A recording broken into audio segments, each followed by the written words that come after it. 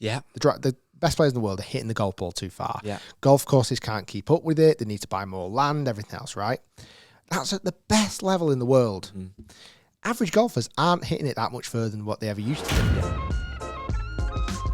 The USGA has come out with a new rule.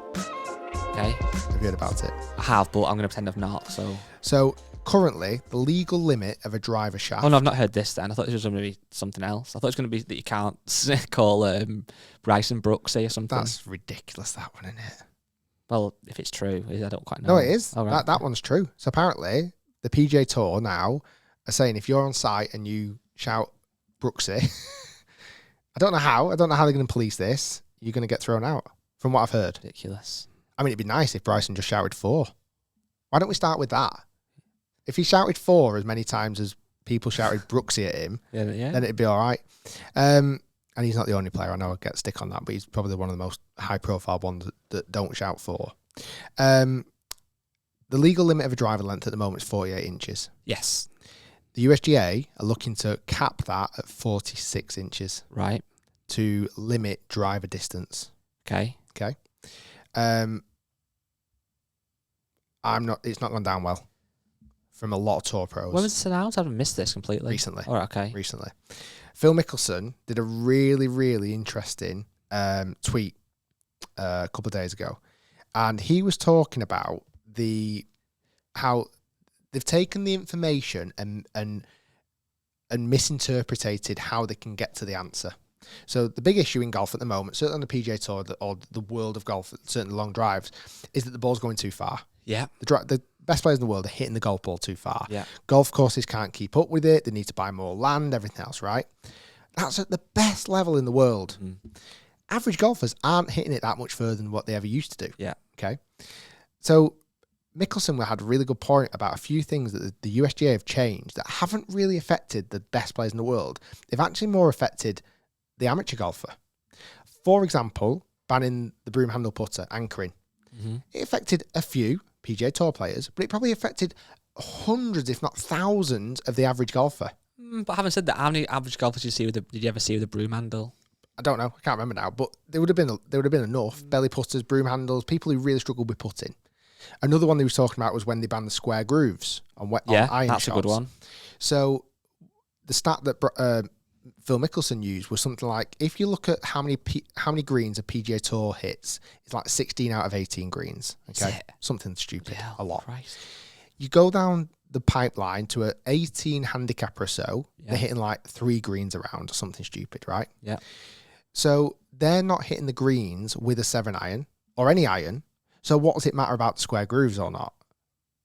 Like, it's not so when they get punished, higher handicappers, is when they miss a green and they're left with a wedge. Yeah. They aren't getting as much spin as they could have done with a square grooved wedge. That's true. It's not so much to benefit or hinder the PGA professional. So he had a really good point. He said something along the lines of they should look at the golf ball and not rolling it back, because that's the kind of wrong terminology, but limit perimeter weighting of a golf ball. Okay. So it's not stable.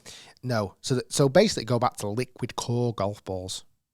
Because what he was saying, that and it's a really good Twitter video, go on his Twitter profile, and he explains it better than probably I am right now.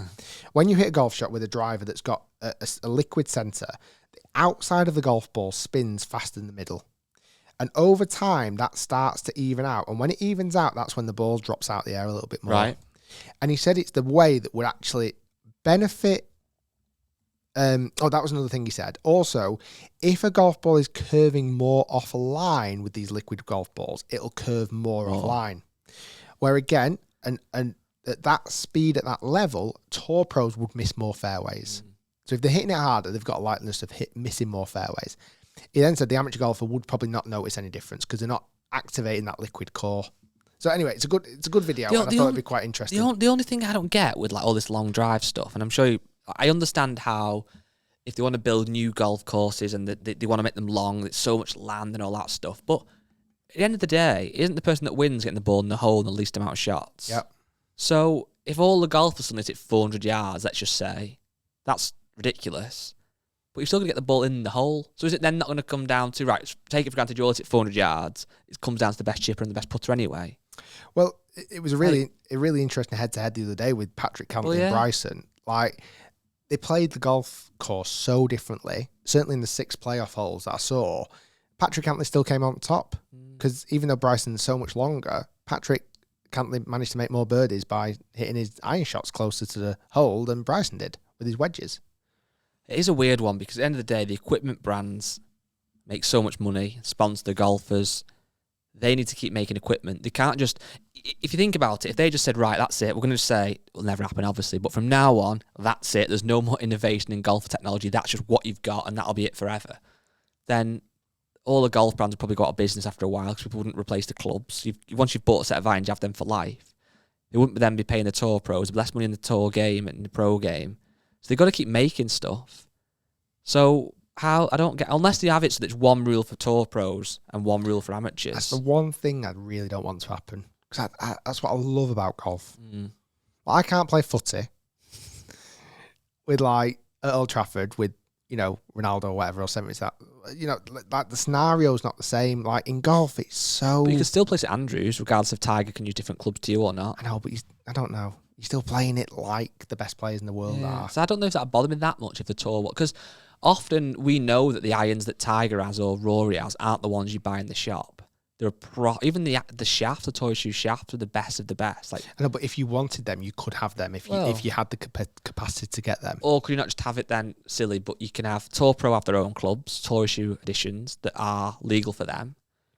We can use them if we want, but we know that we're disadvantaged because you can also buy like not non-conforming, but non-conforming for pro. So let's just say TaylorMade bring up 2 drivers. There's the Tour issue and there's the one that we have, the normal version. They can't use the normal. Exactly. We can use the Tour. Exactly. And when you hit them both in a launch monitor, you might see the Tour one's 10 yards less.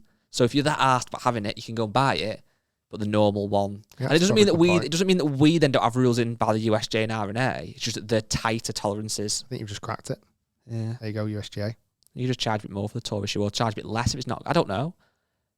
But it's weird. But then there's so much more around it. Like, is it going to make much difference if the driver's not as long, then they're going to lose potentially a bit of clubhead speed. But are they just going to keep working out and getting stronger and finding new technology, new ways of even like clothing and footwear? And it sounds ridiculous, clothing, but that can make a difference. Obviously, if someone said to you now, go and hit a golf ball as hard as you can, but you've got to wear a suit.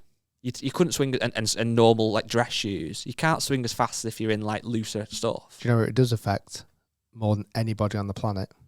But tall Paul. You'd have to go to a 46-inch driver. Right.